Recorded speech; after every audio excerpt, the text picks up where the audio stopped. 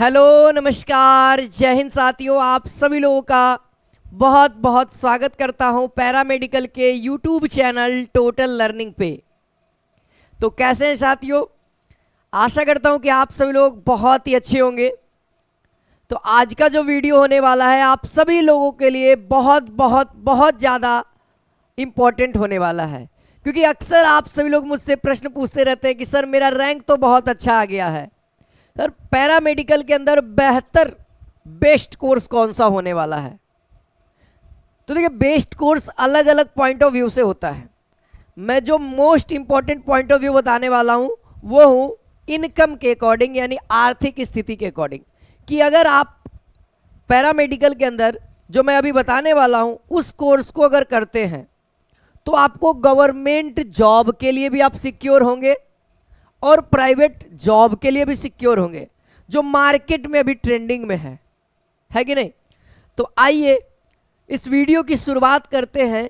साथ ही साथ जो मैं कोर्सेज बताऊंगा उस कोर्स को करने के लिए क्या एलिजिबिलिटी होनी चाहिए, क्या क्राइटेरिया है, उसको बताने वाला हूं। साथ ही साथ मैं आपको उस कोर्स के लिए अप्रॉक्सीमेट रैंक भी बताने वाला हूं कि आप जो भी कोर्सेज बताऊंगा उस कोर्स के लिए इतना रैंक तक अगर है तो हो जाएगा। ठीक है, अगर चैनल पे नए हैं, पहली बार है दोस्तों, तो जरूर चैनल को सब्सक्राइब करें, वीडियोस को ज़्यादा से ज़्यादा दोस्तों के बीच में शेयर करें, क्योंकि हमारे चैनल के माध्यम से आपके पास मोस्ट इंपॉर्टेंट इंफॉर्मेशन जाती है, साथ ही साथ तैयारी भी होती है। अक्सर बच्चे मुझसे पूछे सर 2025 भैया 2020-24 को तो कंप्लीट कर लेने दो, फिर उसको 2025 में एंट्री मारेंगे और बहुत शानदार हमारा एंट्री होगा साथियों। जैसे हम लोग 2024 की एंट्री को शानदार किए हैं, अगली बार हमारा हर समय बेहतर रहता है दोस्तों। अपने आप को इम्प्रूव करना है ना, टोटल लर्निंग हमेशा चाहती है कि टोटल लर्निंग अपने आप को इम्प्रूव करे। हर साल कुछ ना कुछ गलतियां होती है, उस गलतियों को दूर करे। भैया हम लोग भी इंसान है, गलतियां होती है ना, तो उस गलतियों को हर साल हम लोग अपनी चीज़ों को इम्प्रूव करते, दोहराना नहीं चाहिए। बस यही सिद्धांत है दोस्तों, नियम है संसार का। ठीक है, तो आइए हम बात करते हैं दोस्तों। सबसे पहला कोर्सेज मैं बॉयज़ के लिए सबसे पहले बात करूंगा। मैं कमेंट देखता हूं तो बड़े मुझे अजीब आता है कि सर आप गर्ल्स के लिए बताते हैं, लड़के के लिए तो बताते ही नहीं। सबसे पहला आप ही लोगों के लिए रहेगा। ठीक है, तो ध्यान देना साथियों आप लोगों के लिए। देखो, ये गर्ल्स एंड बॉयज़ दोनों के लिए, ऐसा नहीं है कि केवल बॉयज़ है। देखो, लैब टेक्नीशियन सबसे नंबर 1 पे मैंने रखा है, क्योंकि ये जो लैब टेक्नीशियन है ना, मार्केट में बहुत ट्रेंडिंग है ना। मार्केट में भी आप जाइएगा तो लैब टेक्नीशियन की जॉब आपके लिए मिल जाएगी। ठीक है, देखो लैब टेक्नीशियन के लिए क्या क्राइटेरिया हो सकता है। तो मेरे भाई, लैब टेक्नीशियन के लिए आपको साइंस यानी कि बायो सब्जेक्ट होना चाहिए। ठीक है, साइंस और बायो होना चाहिए, यही विद्यार्थी लोग लैब टेक्नीशियन का कोर्स करेंगे। अच्छा, रैंक कितना होना चाहिए। तो रैंक अप्रॉक्सीमेट दोस्तों 3K से 4,000 के तक में अगर रहेगा, तो अप्रॉक्सीमेट बता रहा हूँ, कोई एक्यूरेट नहीं बता रहा हूँ। ठीक है, अप्रॉक्सीमेट ही होता है सब जगह। ठीक है, तो इतना के बीच में है तो हो जाएगा, क्योंकि इसकी नंबर ऑफ सीटें बहुत ज़्यादा हैं। ECG टेक्नीशियन के लिए दोस्तों, इसके लिए भी आपको बायो होना चाहिए, है ना, सब्जेक्ट बायो होना चाहिए साइंस के अंदर। और इसके लिए जो रैंक होना चाहिए अप्रॉक्सीमेट 1000 के अंदर में ही होना चाहिए। ठीक है, 1000 के अंडर में ही होना चाहिए आपको, तभी आप बेहतर इसमें एडमिशन ले पाओ, क्योंकि इसकी सीटें बहुत कम है ECG टेक्नीशियन की, डिमांड लेकिन ज़्यादा है बाबू। ठीक है, फिर उसके बाद एक्सरे आता है। एक्सरे के लिए भी आपको सब्जेक्ट बायो होना चाहिए। ठीक है, और इसके लिए भी दोस्तों 3 से 4,000 के बीच में इसका हो जाता है, क्योंकि number of seats, number of colleges बहुत ज़्यादा हैं, है ना। अच्छा, फार्मेसी के लिए 3-4 कॉलेज हैं, है ना, और 60 कहीं 30 सीटें हैं। तो इसके लिए भी दोस्तों आपको मैथ्स होना चाहिए, है ना। फार्मेसी के लिए मैथ कंपलसरी है ना, मैथ होना चाहिए। साइंस बैकग्राउंड से आप होने चाहिए, मैथ या फिर आप बायो, मैथ या फिर बायो दोनों वाले विद्यार्थी इस कोर्स को कर सकते हैं। ठीक है, इसके लिए रैंक क्या चाहिए। तो इसके लिए दोस्तों आपको 2 से 3,000 के बीच में रैंक होना चाहिए, आपको फार्मेसी मिल जाएगा, है ना। अप्रॉक्सीमेट मैं रैंक बता दे रहा हूँ। तो ये दोस्तों बॉयज़ एंड गर्ल्स दोनों कर सकते हैं, बाकी बॉयज़ के लिए मेरे तरफ से रहेगा। इन चारों का डिमांड मार्केट में ज़्यादा है, और अक्सर आप देखते होंगे पेपर कटिंग में कि लैब टेक्नीशियन की भर्ती निकल रही है, एक्सरे की भर्ती निकल रही है कि नहीं। ठीक है। फार्मेसी के लिए तो भाई अलग ही रूले हैं, टेंशन नहीं लेना है। चलिए अब आता है गर्ल्स के लिए। सर गर्ल्स के लिए कौन कौन सा बेहतर हो सकता है? तो मेरे अप्रोच से सबसे पहला तो ये 2 कोर्सेज है जिसको आप लोग जानते हो नर्सिंग कोर्स के नाम से। तो नर्सिंग कोर्स लड़कियों के लिए सबसे बेटर है, नर्स के लिए, है ना।